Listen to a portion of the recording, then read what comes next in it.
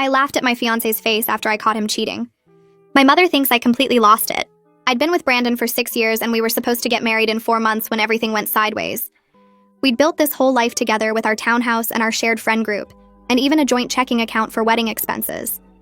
I worked at a marketing firm downtown, and Brandon was a personal trainer at a high-end gym, and honestly, we had it pretty good. My mom absolutely loved Brandon and kept calling him her future son and telling everyone how lucky I was to have found someone so committed and stable. She'd already bought her mother of the bride dress and would send me wedding planning articles every single day. Brandon was always super attentive, picking me up from work when it rained, making my protein shakes every morning, and constantly posting about how he couldn't wait to marry me. Then 3 weeks ago, I came home early from a canceled client meeting and found Brandon in our bed with Megan from my office. Not just any coworker, but the woman who sat next to me every day and had helped me pick out my wedding dress. They were so caught up, they didn't even hear me come in until I was standing in the doorway. Brandon jumped up trying to cover himself while Megan grabbed her clothes and ran to the bathroom. And that's when I started laughing. Not crying, not screaming, just genuine deep belly laughter that wouldn't stop. Brandon stood there naked and confused, asking if I was okay, and I just kept laughing harder. Megan came out of the bathroom half-dressed and asked if I was having a breakdown, and that made me laugh even more. I laughed so hard I had to sit on the floor. They both just stared at me like I'd lost my mind, and honestly, the looks on their faces made it even funnier. Brandon tried to explain that it wasn't what it looked like, which sent me into another fit of laughter because seriously, what else could it be? He then switched to saying it was a mistake and just happened, which was hilarious because Megan's overnight bag was clearly visible in the corner. After about 10 minutes of me just laughing, they both got dressed and left together, probably thinking I'd completely snapped. My mom called an hour later because Brandon had contacted her saying I'd had some kind of mental break and needed help. She rushed over and found me calmly packing Brandon's stuff into boxes while eating takeout. When I explained what happened, she was horrified that I wasn't devastated and kept asking if I was in shock. I told her I was perfectly fine and she accused me of being in denial. The next day at work was even better. Megan had called in sick, but everyone knew because Brandon had tried to do damage control by telling people I'd gone crazy when I caught them. My coworkers expected me to be destroyed, but I walked in completely normal, brought donuts for everyone, and acted like nothing happened. When people asked if I was okay, I'd just smile and say I'd never been better. My boss pulled me aside concerned about my mental state, and I assured her I was perfectly functional. The real kicker was when Brandon kept texting, asking when we could talk about fixing things. He actually thought we were still getting married. I responded with laughing emojis and nothing else. He showed up at my office begging to discuss our relationship, and I just laughed in his face again. Security had to escort him out while I waved goodbye, still giggling. My mom staged an intervention with my sisters saying I needed therapy because I was clearly having a psychological crisis. They sat me down and said it wasn't normal to react this way to betrayal. That's when I finally explained why I'd been laughing. See, what Brandon didn't know was that I'd been having doubts for months. He was controlling about what I ate, constantly criticizing my friends, and had been pressuring me to quit my job after the wedding to support his fitness influencer dreams. I'd been stressed about how to call off the wedding without devastating my mom who'd been planning this since I was 12. Then I found out something else Brandon didn't know.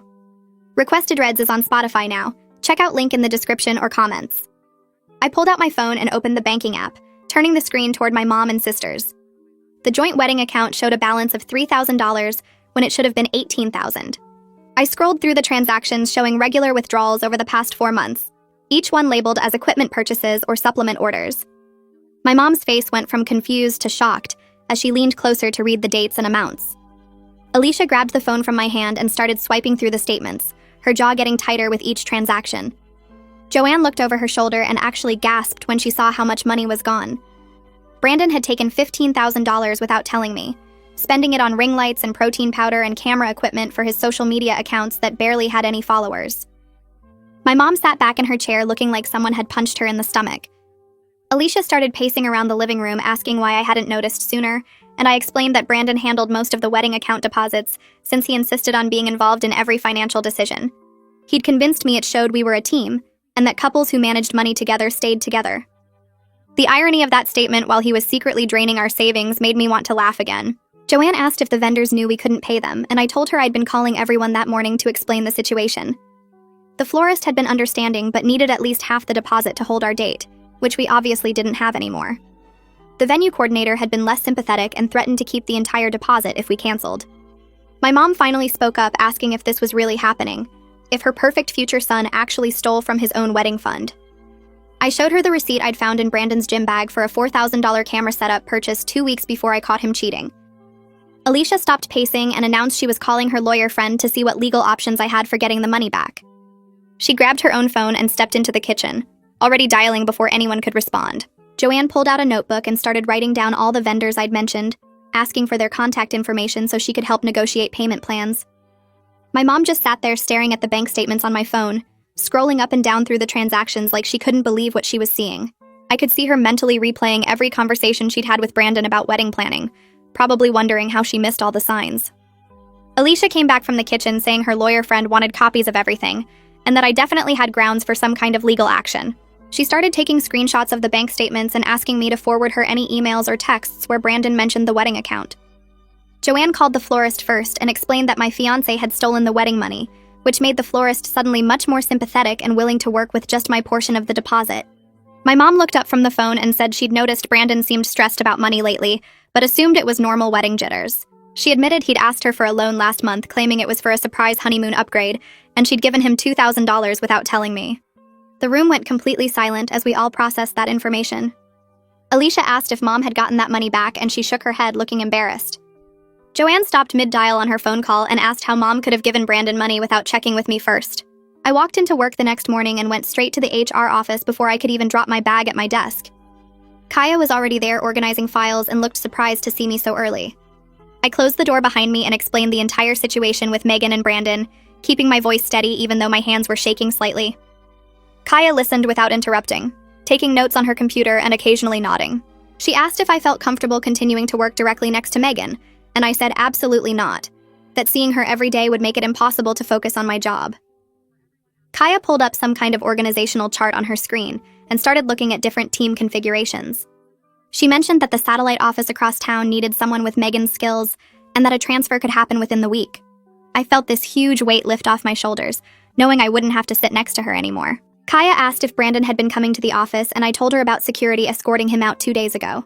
She made another note and said she'd alert building security to not allow him access anymore. The whole meeting took maybe 20 minutes, and Kaya was so professional and efficient that I almost cried from relief. She walked me to my desk and quietly mentioned that several coworkers had expressed concern about the situation, which meant people were being supportive rather than gossipy.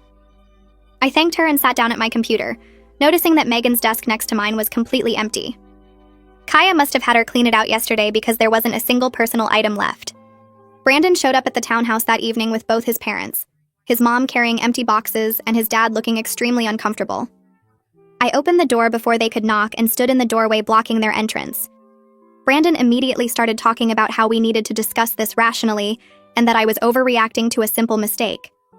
His mom tried to push past me, saying they just wanted to collect his belongings peacefully. I held up the folder of printed bank statements I'd prepared specifically for this moment and handed it to Brandon without saying anything. He opened it and his face went completely white as he flipped through the pages. His dad leaned over to see what had caused that reaction and grabbed the folder from Brandon's hands.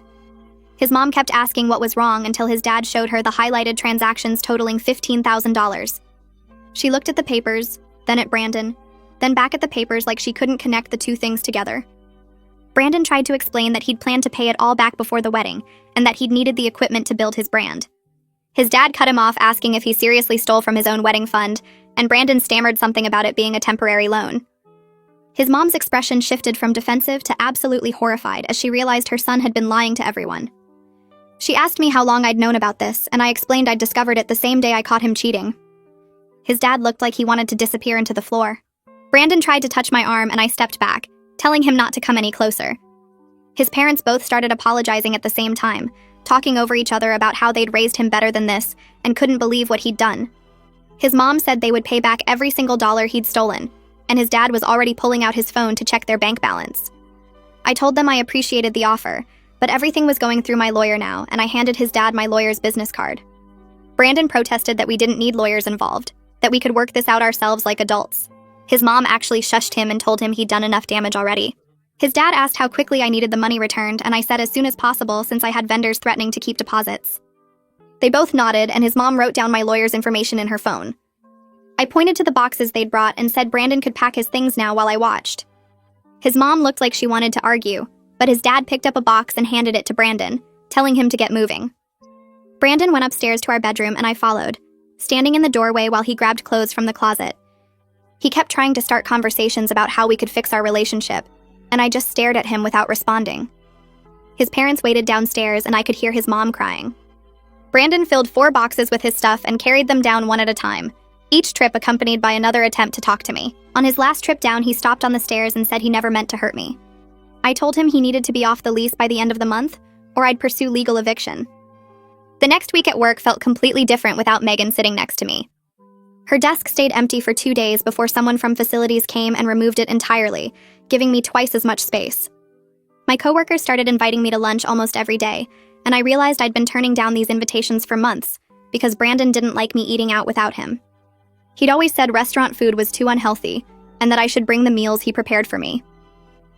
On Wednesday, 3 people from my team asked if I wanted to grab coffee, and I said yes without even thinking about it. We spent an hour at the cafe across the street just talking about random stuff that had nothing to do with work or my broken engagement. One of them mentioned a happy hour on Friday, and I agreed to come, remembering how Brandon used to get upset if I went out drinking with coworkers. He'd text me constantly asking when I'd be home and making comments about my alcohol intake. On Thursday, I went to lunch with 2 women from accounting who I'd been friendly with before Brandon started monitoring my friendships.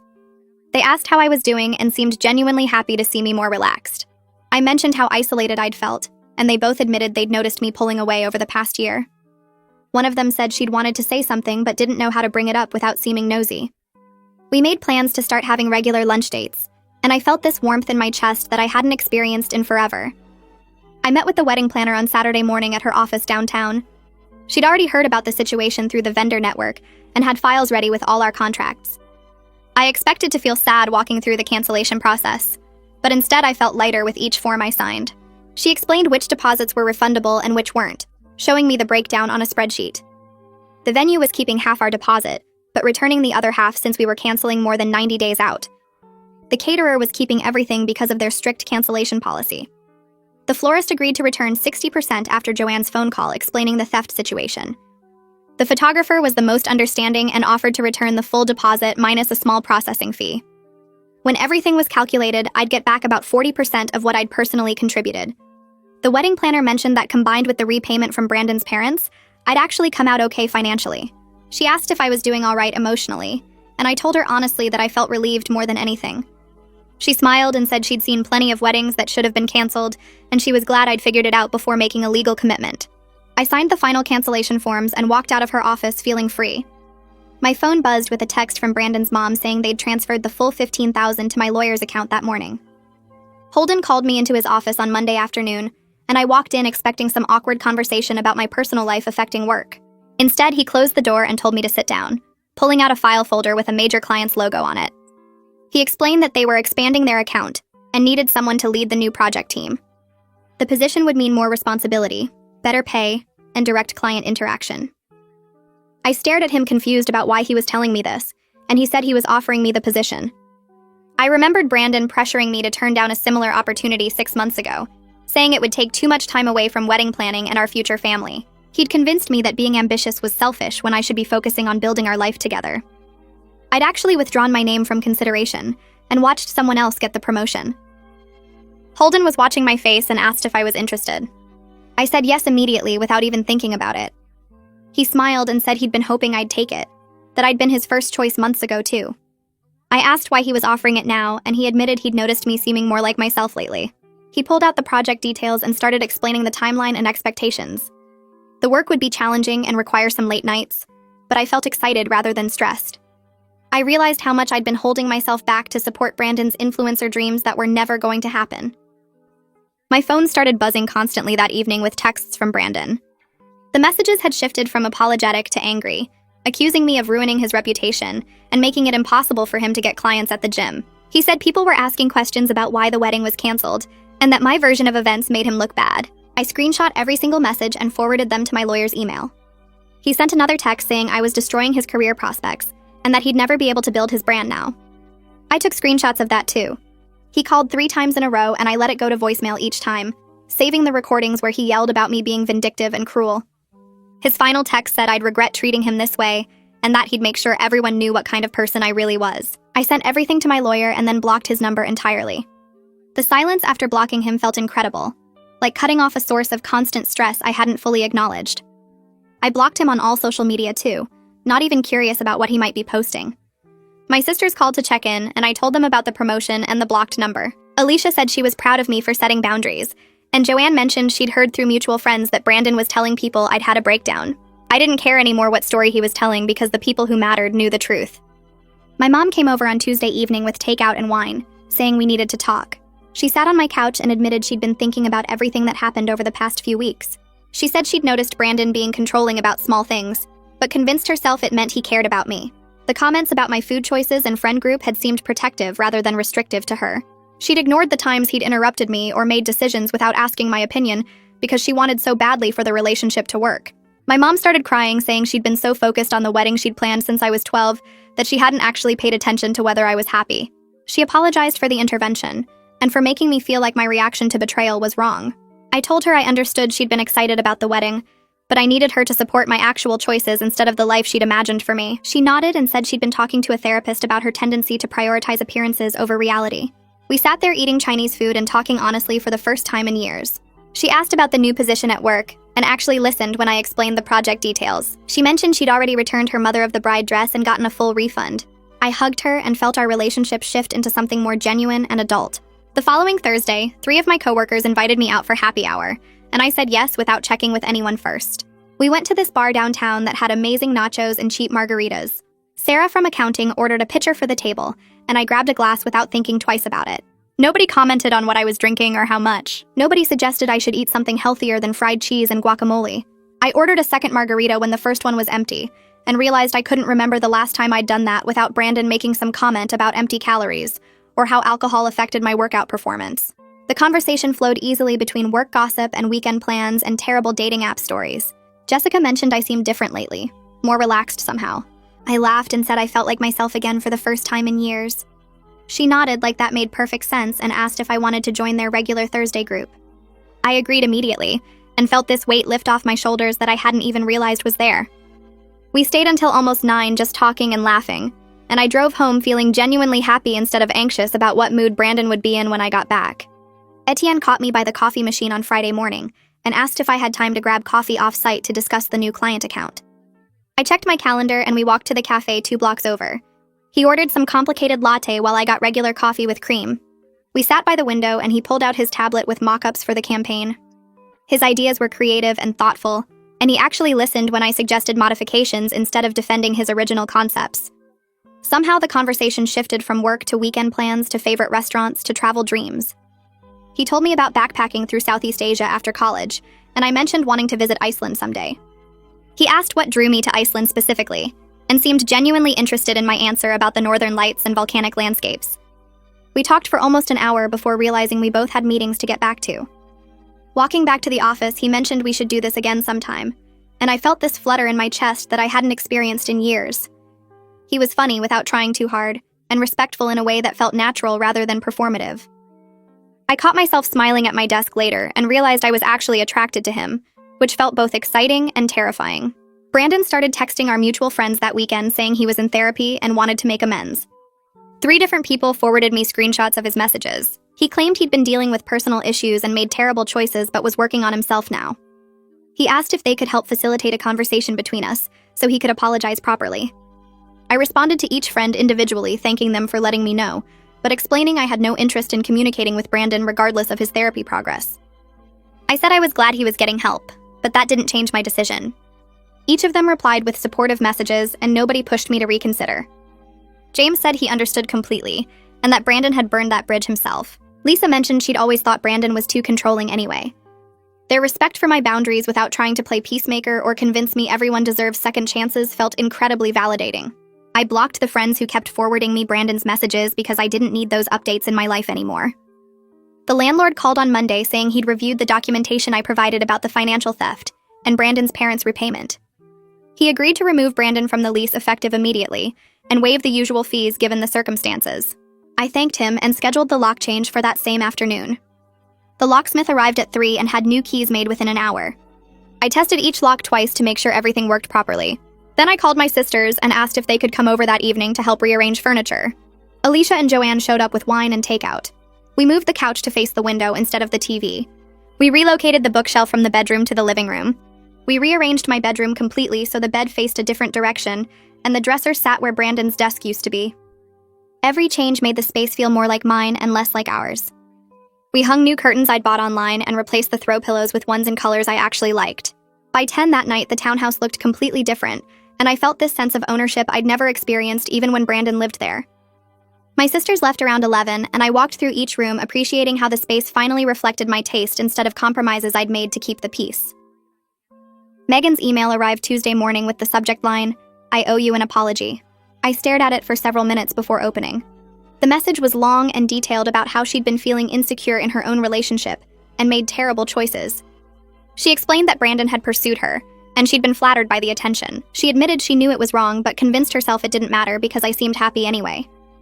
She wrote that seeing my reaction made her realize how badly she'd betrayed both our friendship and professional relationship. She said she understood if I never forgave her, and that she'd requested the transfer herself because she couldn't face me every day. The apology seemed genuine, and I appreciated the honesty about her motivations. I read it 3 times trying to decide how I felt. Eventually, I closed the email without responding. Forgiving her didn't require reconciliation or even acknowledgement. I simply didn't want her in my life anymore, regardless of how sorry she felt. The anger I'd initially felt had faded into indifference. She'd made her choices, and now she had to live with the consequences. I archived the email and moved on with my day without giving it another thought. Etienne started joining me for lunch regularly after that first coffee meeting. We'd grab sandwiches from the deli downstairs and eat in the courtyard when weather permitted. The conversation stayed light and easy, ranging from work projects to favorite books to childhood memories. He knew about my broken engagement because office gossip travels fast, but he never pressed for details. He'd make it clear he found me interesting and attractive through small gestures like remembering my coffee order or sending me funny articles he thought I'd enjoy. I found myself looking forward to these lunches and feeling disappointed on days when meetings interfered. The attraction grew steadily, but I stayed cautious, aware that I'd just escaped one relationship and probably shouldn't jump into another immediately. He seemed to understand this without me having to explain it directly. One afternoon, he mentioned he'd wait as long as I needed because some people were worth the patience. I smiled and squeezed his hand across the table, grateful for the space he was giving me to figure out what I actually wanted. My mom called 3 weeks after our honest conversation to say she was planning something special. She showed up Saturday morning with my sisters and a trunk full of decorations. They'd organized a freedom party instead of the wedding I'd canceled. She'd invited close family and friends to celebrate my new beginning. The whole thing was admittedly cheesy, with a banner saying, "Here's to new chapters," and cupcakes decorated with little birds breaking free from cages.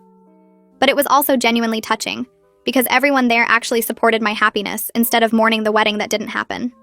My aunts brought champagne, and my cousins made a playlist of empowering breakup songs. We spent the evening laughing and dancing and sharing stories about dodging relationship bullets. Several people mentioned they'd had concerns about Brandon, but hadn't known how to voice them. My mom gave a short speech about supporting the lives our children actually want, rather than the ones we imagine for them. I hugged her afterward with tears in my eyes, grateful she'd finally heard me. The party lasted until almost midnight, and I went to bed exhausted but genuinely content. 3 months after catching Brandon with Megan, I was genuinely thriving at work. The new client account had exceeded every projection we'd set. The campaign I'd developed with Etienne's creative team had gone viral in exactly the way we'd hoped. Our client was so pleased they'd already signed on for an extended contract. Holden called me into his office on a Wednesday afternoon, and I assumed it was just another project check-in. Instead, he closed the door and mentioned that a senior marketing director position was opening up next quarter.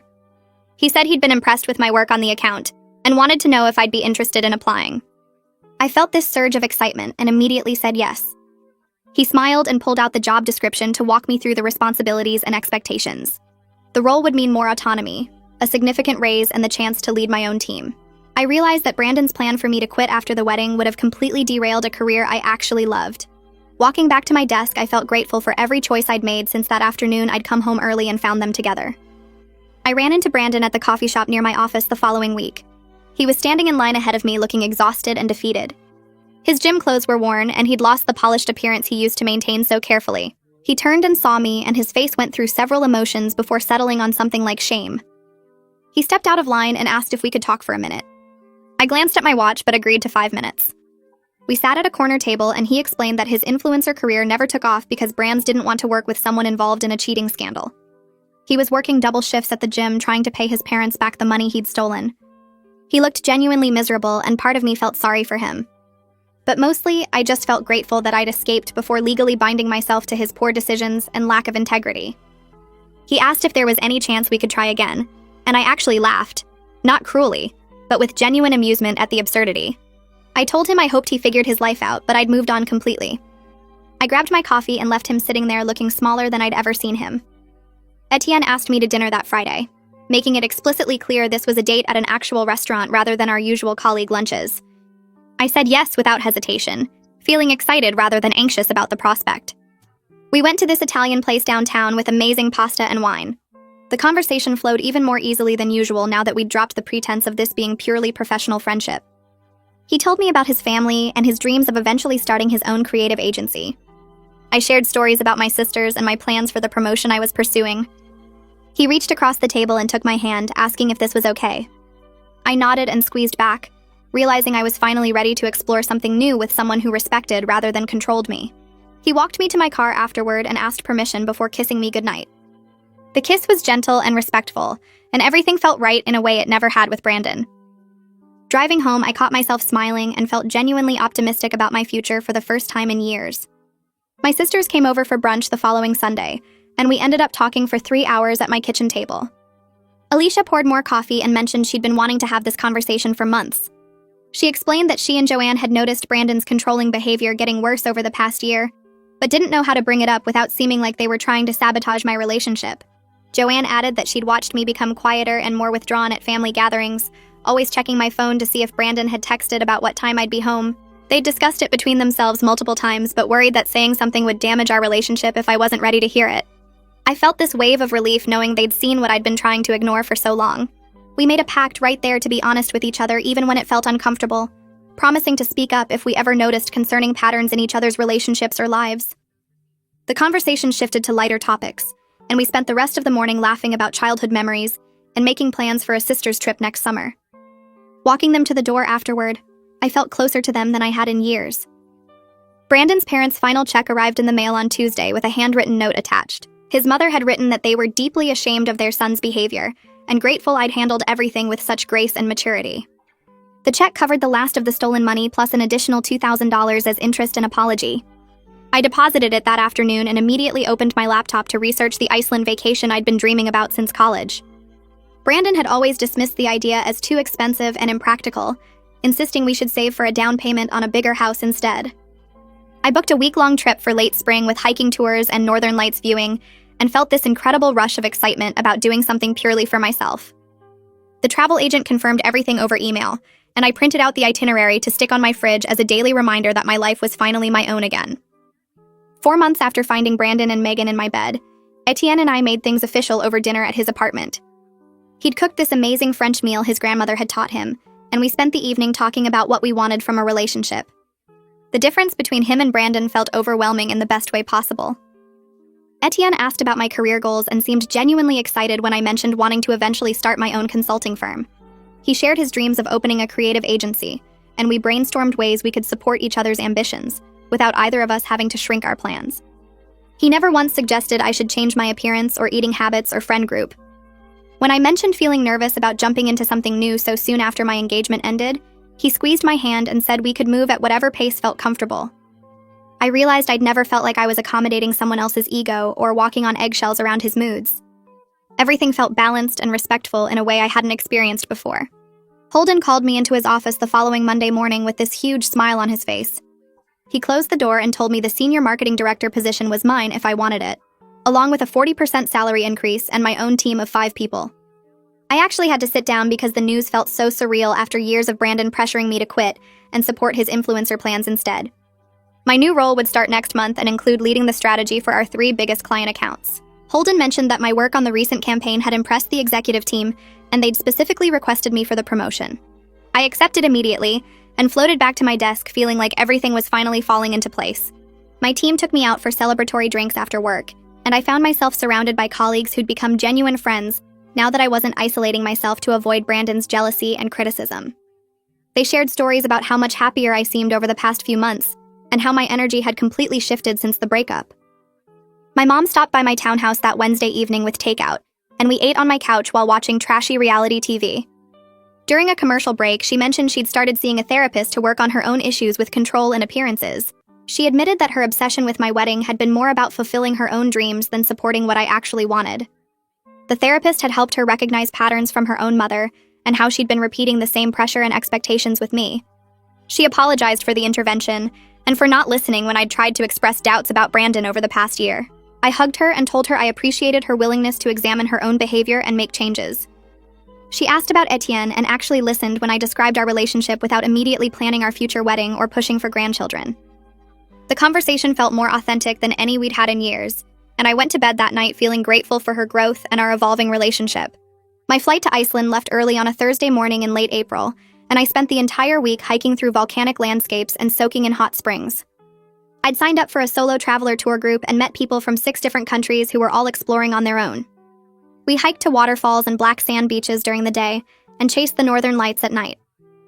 One evening, I stood alone on a cliff overlooking the ocean and felt this profound sense of peace about who I was outside of any relationship or anyone else's expectations. I'd spent so many years trying to be what Brandon wanted, or what my mom envisioned, that I'd lost touch with my own desires and dreams. The week felt like shedding an old skin and rediscovering the person I'd been before I'd started shrinking myself to fit someone else's vision. I returned home with hundreds of photos and this bone-deep confidence about my independence and future that I'd never experienced before. 6 months after that afternoon, I'd come home early and found Brandon with Megan. I was sitting in my newly decorated townhouse looking at my life with genuine amazement. My career was thriving with the promotion, and my own team who respected my leadership. Etienne and I had built this healthy relationship based on mutual support and respect, rather than control and accommodation. My mom and sisters and I had developed more authentic connections after our honest conversations about boundaries and communication. I'd taken the solo vacation I'd dreamed about for years, and returned feeling completely confident in who I was on my own. That moment of uncontrollable laughter when I'd caught them together hadn't been a breakdown like everyone thought. It had been the sound of relief and freedom breaking through years of suppressed doubts and growing resentment. I was grateful every single day that I'd trusted my instincts and walked away from a life that would have slowly suffocated everything authentic about me. Brandon had actually done me the biggest favor by getting caught because it gave me the exit I'd been too afraid to take on my own.